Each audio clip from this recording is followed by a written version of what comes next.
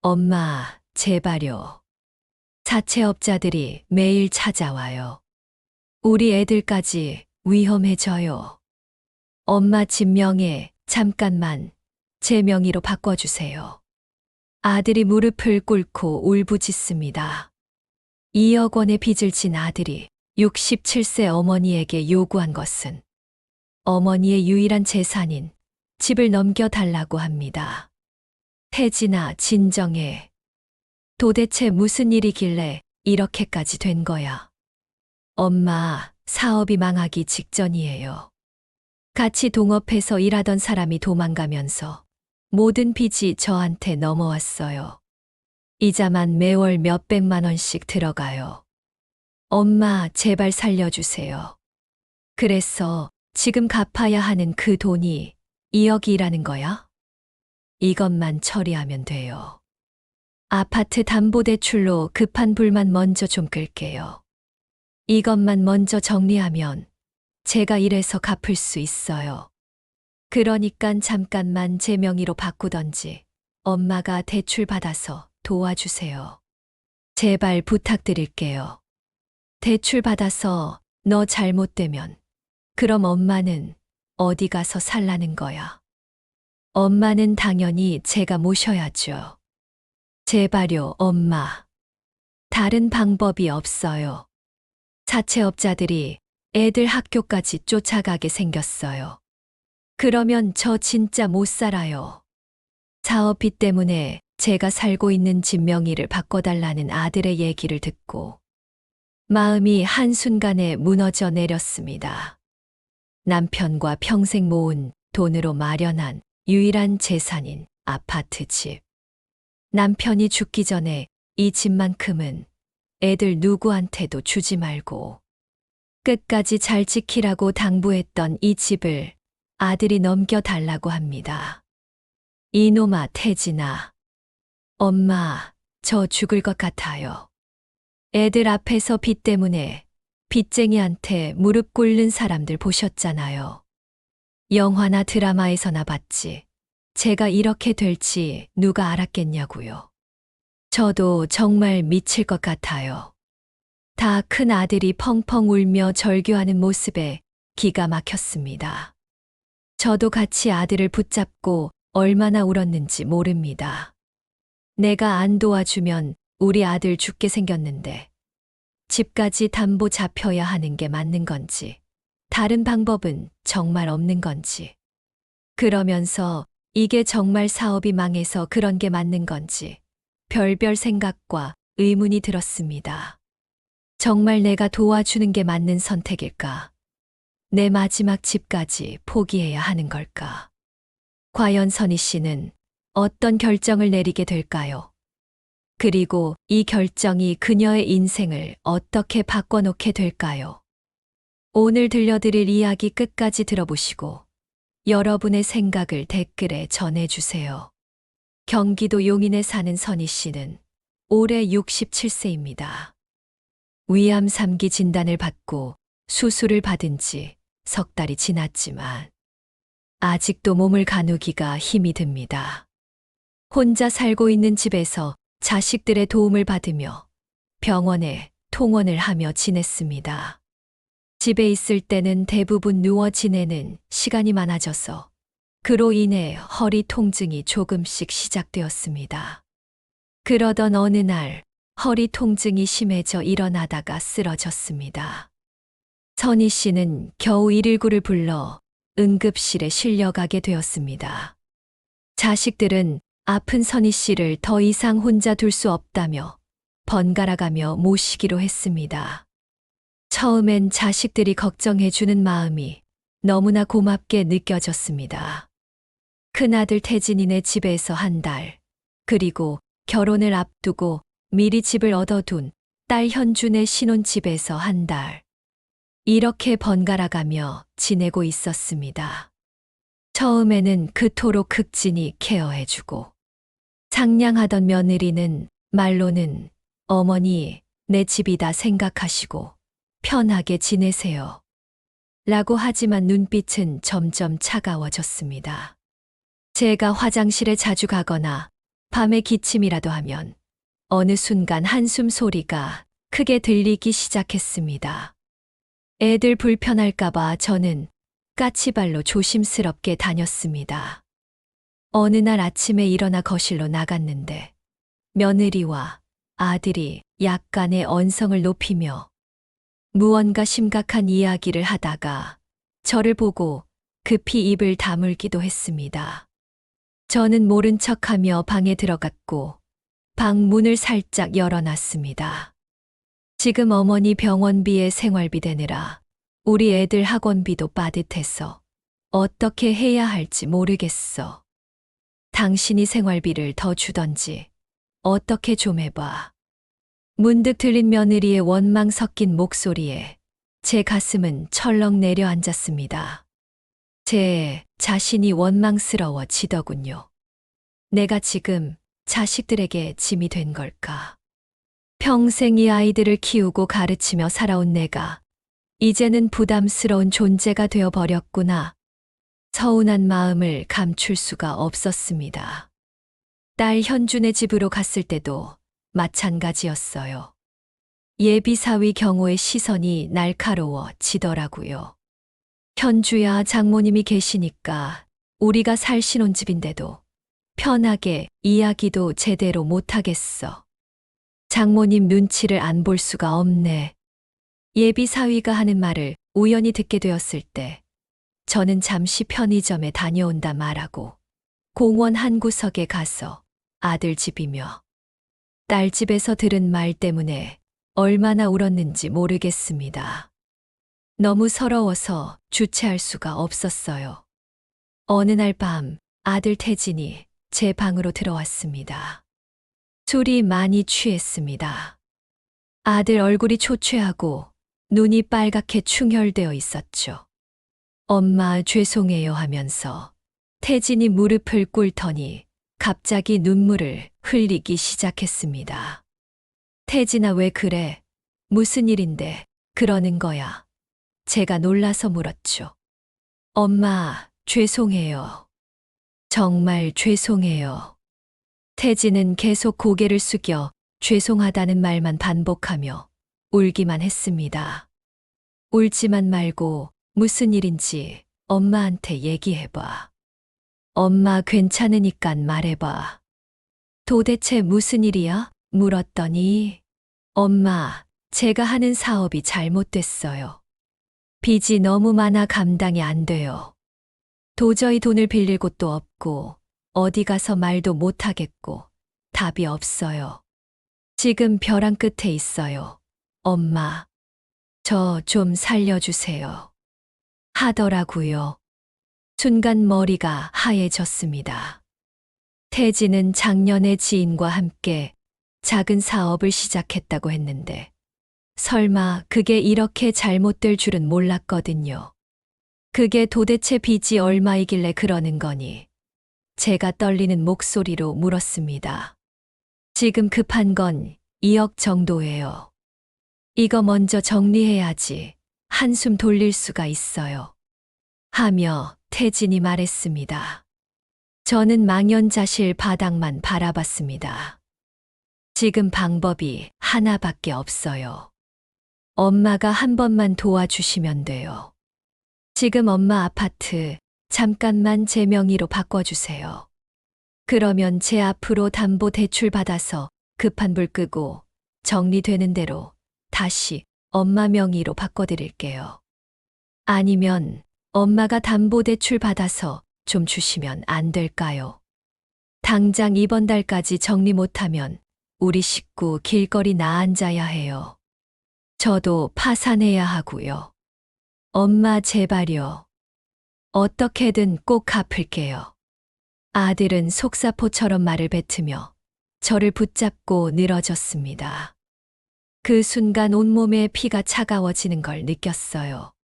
그 집은 남편과 평생 모은 돈으로 마련한 제게 남은 유일한 재산이었거든요. 남편이 죽기 마지막까지 신신당부를 했는데 아마도 이런 걸 예상했나 보다라는 생각이 들었어요. 태진아, 이 집만큼은 안 된다. 네 아버지가 제가 말을 하려는데 태진이 더 큰 소리로 울기 시작했어요. 엄마, 제발요. 사채업자들이 매일 찾아와서 일도 손에 안 잡히고 미치겠단 말이에요. 애들까지 위험해지면 안 되잖아요. 설마 엄마는 제가 망하길 바라시진 않을 거잖아요. 저 살릴 사람 엄마밖에 없단 말이에요. 그날 밤 저는 잠을 한숨도 자지 못했습니다. 유일한 재산을 턱하니 가져가라고 내놓을 수도 없고 아들을 도와주자니 잘못되면 정말 온 식구가 망하는 거고. 일단 아들에게 며칠만 생각해 보자고 말하고 저는 다음 날 딸 집으로 갔습니다. 저녁 무렵에 사위 될 경호가 딸하고 같이 퇴근길에 고기를 사서 왔습니다. 저는 아들 빚 때문에 입맛도 없어 종일 멍하니 앉아 있었는데 딸 현주가 기운 차려야 한다며 저를 신경 썼습니다. 그런데 부엌에서 둘이서 저녁상을 준비하며 조용히 이야기하는 소리가 들렸습니다. 자기야, 지금 오빠 일 때문에 엄마가 많이 힘드셔. 오빠가 하는 일이 잘 안 돼서 엄마한테 도와달라고 했나 봐. 엄마 몸도 안 좋으신데 우리가 당분간 엄마 모시면서 더 신경 쓰자. 현주가 말했죠. 그런데 돌아오는 경호의 대답은 싸늘했습니다. 현주야, 나도 어머니를 모시고 싶은 마음은 있어. 하지만 현실적으로 생각해봐. 우리 결혼하면 신혼집이잖아. 결혼도 하기 전에 벌써 이렇게 집에 머리 아픈 일 생기고 어머니를 오래 모시는 건 아니겠지만 그래도 계속 케어해야 하는데 나는 너무 버거울 것 같아. 다른 좋은 방법을 생각해보자. 우리가 언제까지 어머니 돌볼 수는 없는 일이잖아. 그게 무슨 말이야? 다른 사람도 아니고 우리 엄마잖아. 당신 어머니가 안 좋은 상황이 생긴다면 나는 당연히 어머니 케어해야 한다고 생각해. 가족인데 어떻게 그렇게 말할 수가 있어? 현주가 목소리를 높였어요. 알아, 안다고. 하지만 신혼 때는 우리 둘만의 시간도 필요하고 아이까지 생기게 되면 말처럼 쉬운 게 아니야. 화내지 말고 잘 생각해봐. 요즘에 요양원이나 시설 좋은 데 많잖아. 더 나은 게 뭔지 다른 방법을 생각해봐야 하는 거 아니야?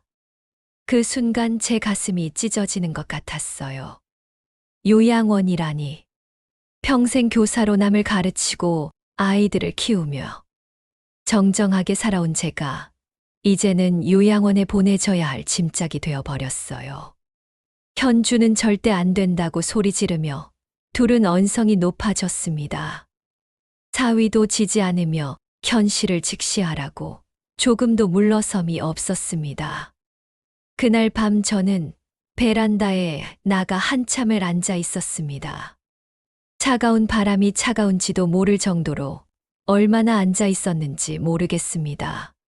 문득 이런 생각이 들었어요. 내가 금전적으로 여유가 없고 나이 들어 혼자가 되니 애들한테 부담되는 존재가 되어버렸구나. 내가 왜 이렇게 초라해진 건지. 아이들에게 사랑받던 엄마는 어디로 간 걸까? 눈물이 났지만 소리조차 낼 수가 없었습니다. 이제는 울고 싶을 때 마음껏 울래 권리조차 눈치를 봐야 하는 처지가 되어버렸어요. 저는 결심했습니다. 혼자 있다가 조용히 죽더라도 내 집으로 가서 내 맘대로 편하게 살자. 이튿날 딸이 출근하고 없을 때 집으로 돌아갔습니다. 애들 부담을 덜어주기 위해 간병인을 알아봤습니다. 사람 바뀌는 게 싫기도 하고 저와 오랫동안 함께 할 수 있는 간병인을 알아봤지만 현실은 생각보다 훨씬 어려웠습니다. 첫 번째 간병인 김 씨는 친절하고 싹싹하여 저도 마음이 참 편했지만 며칠 만에 그만두겠다고 했어요. 어르신, 정말 죄송해요. 아는 곳에서 연락이 왔는데 페이가 좋기도 하고 거기가 훨씬 급해서 그쪽으로 가게 됐어요. 연신 죄송하다고 하면서 그만뒀습니다. 두 번째 간병인은 시간을 자주 어기고 제가 몸이 좋지 않아 종일 누워있는 날에는 귀찮아하는 걸 표를 내더라고요. 또 세 번째 간병인은 연락도 없이 안 오는 날도 있고 제 멋대로였어요. 가장 힘들었던 건 어느 날 이른 새벽이었어요. 간병인이 갑자기 오지 않는다고 연락이 왔는데 그때 제가 화장실에서 잠깐 어지러워서 쓰러졌거든요. 바닥에 누워서 한참을 일어나지 못했어요. 휴대폰은 침실에 있었고 큰 소리로 도움을 청하자니 이웃들한테 민폐가 될까봐 망설여졌어요. 그렇게 바닥에 누워서 천장을 보며 생각했어요. 이게 내 인생의 끝인가? 아무도 모르게 쓸쓸히 죽어가는 게 내 마지막일까? 새벽 5시가 되어서야 겨우 일어날 수 있었습니다. 온몸이 아팠지만 누구에게도 말할 수 없었어요. 자식들이 알면 더 큰 걱정을 할 테니까요. 그날 밤 저는 거울을 보며 제 자신에게 물었습니다. 선이야, 너는 정말 이렇게 살고 싶니? 남에게 의존하며, 눈치 보며 짐짝처럼 애들한테 부담이나 주고 언제까지 이렇게 살 거야. 거울 속에 제 모습은 늙고 초라하고 너무나 볼품이 없었지만 제 눈빛만큼은 초롱했습니다. 그 순간 뭔가 마음속에서 올라오더라고요. 분명 내 행복을 찾을 수 있는 다른 방법이 있을 거라는 희망이 스물스물 올라왔습니다. 며칠 후 서류 발급받을 게 있어. 주민센터에 갔다가 가끔 보면 친절히 저를 대해주던 박씨 직원이 저를 불렀습니다. 어르신, 오셨어요. 요즘 몸은 괜찮으시죠? 혹시 이런 곳에 관심이 있으실까요? 하면서 얇은 책자 하나를 내밀었습니다. 책자에는 노인들을 위한 공동주택 사진이 있었어요. 깔끔한 원룸 형태의 집들이 모여 있고 공동으로 이용하는 식당과 작은 텃밭, 산책로가 보였죠. 여기가 어디예요? 제가 물었습니다. 경상도 외곽에 있는 시골이에요. 공기도 맑고 거기 지내고 계시는 어르신들, 관리해 주는 사람들도 좋고 무엇보다 월세가 저렴해요. 같은 또래 분들이 함께 살면서 서로 도우며 지내고 계셔서 특히 혼자 계시는 어르신들에게는 너무 좋은 곳이에요. 어르신도 혼자 계시니깐 혹시 나중에라도 관심 있으시면 한번 봐두세요.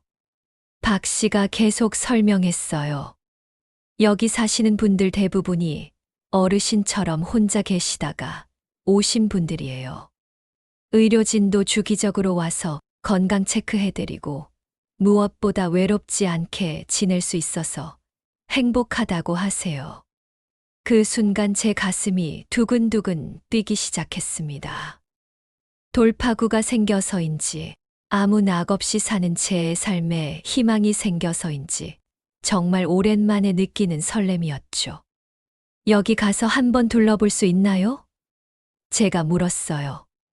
물론입니다. 안 그래도 견학 가보고 싶다는 다른 분들도 계셔서 그쪽에 연락을 해놓은 상태라 함께 출발해서 가시면 좋을 것 같아요. 편하게 한번 다녀오세요. 집으로 돌아와서 수많은 생각을 했습니다. 이미 제 마음은 거기에서 지내고 있는 것 같았어요.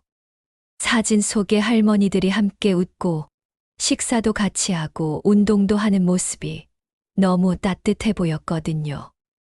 나도 저기 가면 저렇게 아무 걱정 없이 웃으며 살 수 있을까? 그날 밤 오랜만에 편안하게 꿈을 꾸었습니다.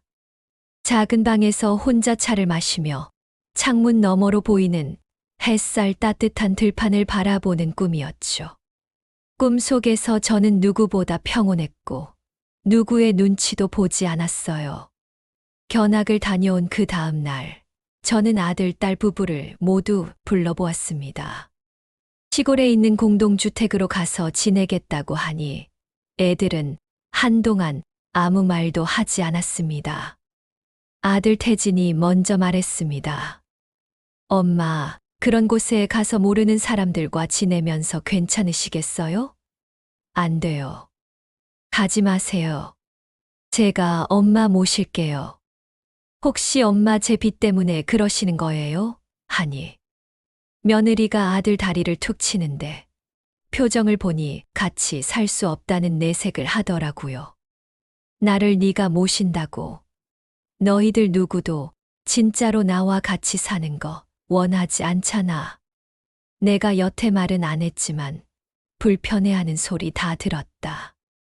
내가 그런 소리 들으면서 니들 눈치 밥 먹으면서 어떻게 지내겠어? 나는 싫다.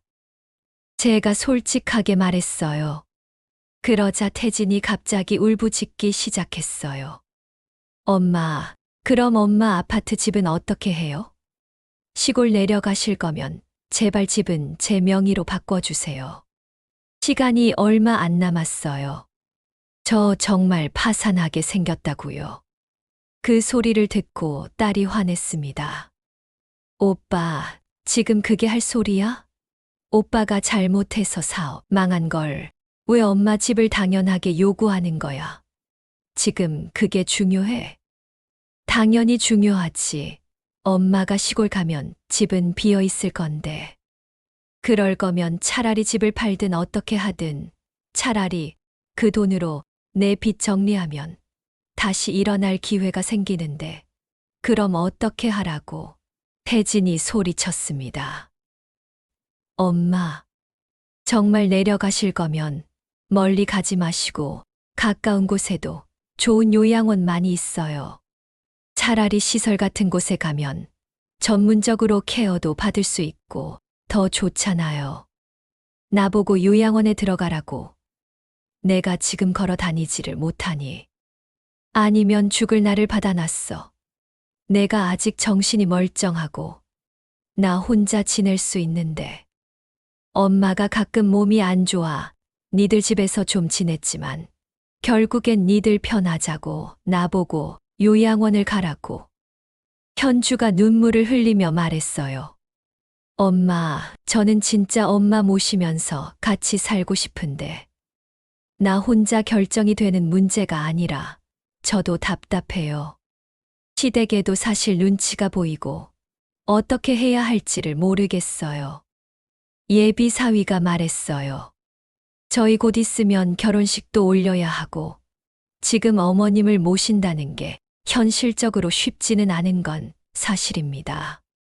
그리고 이제 신혼인데 저희 집에서도 반대가 있을 것 같아요. 형님 말씀대로 요양원에 들어가시면 제가 비용은 보태겠습니다.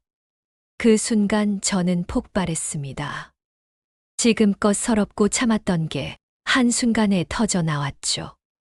내 집, 내 인생, 니들 거 아니다. 왜 의견 무시하고 왜 니들 편한 대로 하겠다는 거야? 너희들은 지금껏 나한테서 받기만 했지. 한 번도 진짜로 날 생각해 본 적 있어. 사업 빚 갚아야 하니 집 명의는 바꿔달라. 요양원 가라. 이게 자식들이 할 말이야? 다 나가라. 니들 집에 돌아가. 더 이상 아무 얘기하고 싶지 않다. 저는 그렇게 애들을 모두 돌려보냈고 더 이상 고민의 여지가 없다는 생각이 들어 시골에 내려가기로 결심을 굳혔습니다. 이제는 정말 내 마음대로 살아보자고 생각했어요. 결정에 대해서 애들에게는 아무 말도 하지 않고 저는 내려갈 준비를 차곡차곡 했습니다. 그래도 아들이 망해서 거리에 나앉는 걸 볼 수는 없기에 아파트에 담보대출을 받았고 저는 말없이 아들에게 전했습니다. 딸의 결혼식까지 끝나고 한 달 후 저는 시골 공동주택에 입주했어요. 작은 원룸 형태이지만 제가 원하는 모든 게 있었죠. 작은 부엌, 화장실, 그리고 들판이 보이는 창문. 사방이 푸르고 맑은 공기에 조용한 곳. 입주 첫날. 꼭 내 집 마냥 오랜만에 잠을 푹 잤습니다. 첫날 아침 마당에 앉아 먼 산을 쳐다보며 쉬고 있었습니다. 한 할머니가 나오시더니 저에게 인사를 했어요. 반가워요. 어제 오신 분이죠. 저는 건너 방에서 지내고 있어요. 우리 앞으로 잘 지내봐요 하며 웃으셨어요. 동네 한 바퀴 산책하러 갈 건데 같이 움직이실래요? 여기 아침 공기가 정말 좋아요. 그렇게 시작된 새로운 곳, 새로운 사람들과의 생활. 아침마다 할머니들과 함께 산책하고 운동하고 오후에는 모여서 같이 식사도 하고 얘기도 나눴어요. 또 저녁에는 함께 책도 보고 음악도 들었습니다. 특히 기뻤던 건 글쓰기 모임이었어요. 젊은 자원봉사자가 와서 우리의 이야기를 글로 써보자고 했거든요. 오랜만에 교사였던 제 옛날 시절이 생각나. 그렇게 즐거울 수가 없더라고요. 어르신은 글을 정말 잘 쓰시네요. 제가 한 수 배워야겠어요. 자원봉사자가 말했어요. 선이가 예전에 학교 국어 가르치는 선생님이었대요. 친구가 된 순자 할머니가 자기 일 마냥 자랑스럽게 말했습니다. 여기서는 제가 짐이 아니라 누군가에게 도움을 줄 수 있는 필요한 존재가 된 것 같아 너무도 행복했습니다. 그렇게 저는 시골 생활에 잘 적응하며 건강도 회복되고 있었습니다. 밤에 작은 방에서 차를 마시며 창밖을 보는데 살아온 세월이 드라마처럼 지나갔습니다. 그동안 건강에 애들 문제에 여러 힘든 일이 있었지만 모든 게 눈 녹듯 내려갔습니다. 여기에 생활한 지 6개월이 지났습니다. 어느 날 자식들이 찾아왔어요. 손자, 손녀까지 온 식구들이 모두 내려왔어요. 애들 얼굴이 많이 상해 보였습니다. 엄마, 죄송해요 하며 아들이 먼저 말을 꺼냈어요. 제가 너무 힘이 들어서 엄마를 이용하려고 했어요. 진심은 아니었지만 막다른 길에 오니 제정신이 아니었어요. 정말 죄송해요, 엄마. 하며 무릎을 꿇었습니다. 딸이, 엄마 저도 미안해요. 진짜로 모시고 싶었는데 사실은 용기가 없었어요. 울면서 말했어요. 사위도 고개를 숙이며 어머니, 제가 너무 이기적으로 제 생각만 했습니다. 정말 부끄럽고 이제야 찾아와서 죄송합니다. 저는 차분하게 말했습니다. 괜찮다. 너희도 사는 게 마음 같지 않아서 많이 힘들었을 거야. 아들이, 엄마, 이제 여기 정리하고 같이 올라가세요. 진짜 잘할게요. 이제 사업도 조금씩 안정되어 가고 저희가 모실게요. 하더군요. 며느리도 같이 올라가자면서 재차 말을 했습니다. 하지만 저는 고개를 저었어요. 아니야. 나는 여기가 좋아. 이제 마음도 너무 편하고. 친구들도 있어서 너희들 내 걱정은 더 이상 안 해도 되니깐 신경 쓰지 마. 엄마 정말 괜찮아. 딸이 눈물을 흘렸습니다. 현주야, 엄마가 행복한 게 제일 중요한 거 아니야? 여기서 엄마는 정말 행복해.